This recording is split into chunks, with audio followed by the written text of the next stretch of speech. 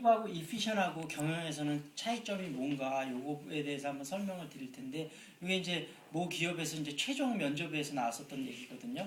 이제 같이 공부하는 친구가 그 최종 면접에서 떨어졌는데 자기가 이 질문 때문에 떨어졌던 것 같다 그 친구가 얘기를 해요. 그러면서 어떤 식으로 질문을 했냐면 면접관이 처음에 이렇게 물어봤대.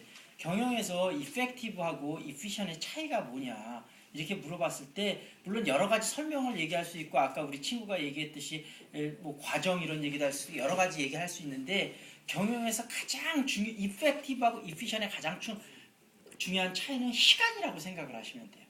예를 들면 내가 어떤 프로젝트를 해야 되는데 한 달 동안에 할 시간이 주어졌다면 한 달 동안에 여러 가지에서 최고 효과적으로 할 때는 이펙티브가 중요한 거고 예를 들면 이틀 안에 끝내야 돼. 그럼 물론 효율적으로도 하지만 짧은 시간 안에 물론 한 달 하는 것만큼 좋을 수는 없겠죠. 근데 이틀 안에 끝낼 수 있는 거 내에서는 최고 좋은 걸 만들어야 되잖아요. 그러니까 이펙티브하고 이피션은 가장 중요한 거는 시간이 결정한다고 생각하면 돼요. 그러니까 이피션이 더 짧은 시간 안에 효율적으로 어떤 거를 마무리되는 거. 그러니까 결과물은 이펙티브보다 조금 못 미치더라도 그런 거, 그러니까 시간이 가장 큰 차이라고 생각을 하시면 되거든요. 근데 이제 이 친구가 거기까지 설명을 잘했어요.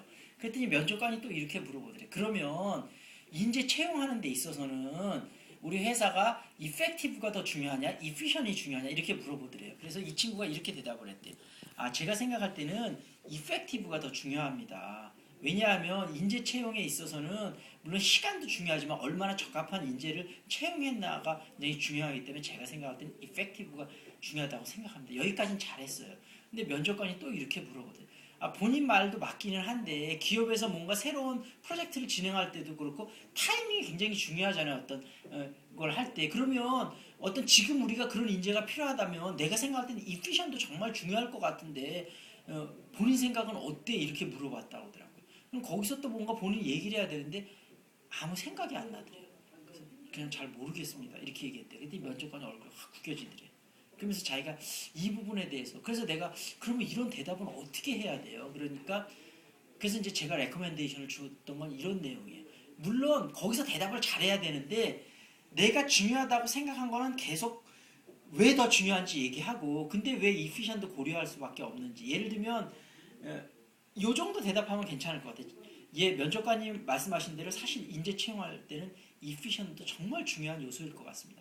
사실은 이펙티브가 더 중요한지 이피션이 중요한지 이것은 기업이 처한 여러 가지 현실에 따라서 상황에 따라서 약간씩 달라질 수가 있을 거랍니다. 어떨 때는 이펙티브가 더 중요하고 어떨 때는 더 이피션이 중요하다고 생각합니다.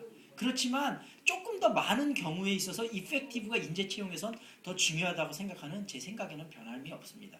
그래서 세계의 글로벌 기업들이 수시 채용을 하고 있는 이유가 더 어떤 타이밍보다도 더 적합한 인재를 찾는 거가 중요하기 때문에 결국은 정말로 맞는 사람을 찾을 때까지 그 포지션을 오픈해 놓겠다는 의미거든요. 그래서 경우에 따라서는 이피션이 물론 더 중요한 경우도 있겠지만 더 많은 경우에 있어서 인재 채용에서는 역시 이펙티브가 중요하다고 저는 생각합니다. 이 정도 대답하셨으면 괜찮다는 거죠. 그래서 아까 얘기했다시피 이렇게 중요한 거는 이런 이펙티브하고 이피션의 경영에서 차이점을 아는 것도 중요하고 이게 인재 채용이라든지 그렇게 실제적인 경험 회사의 사례에서 어떻게 적용되고 있는지 이런 부분을 파악하는 거가 또 정말로 중요하다는 거죠.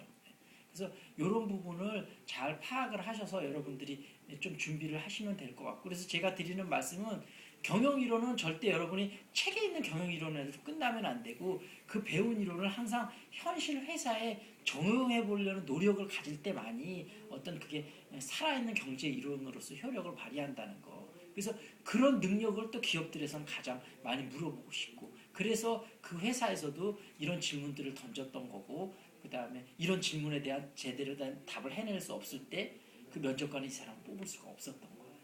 그래서 그런 부분을 잘 생각하시면 좋겠습니다.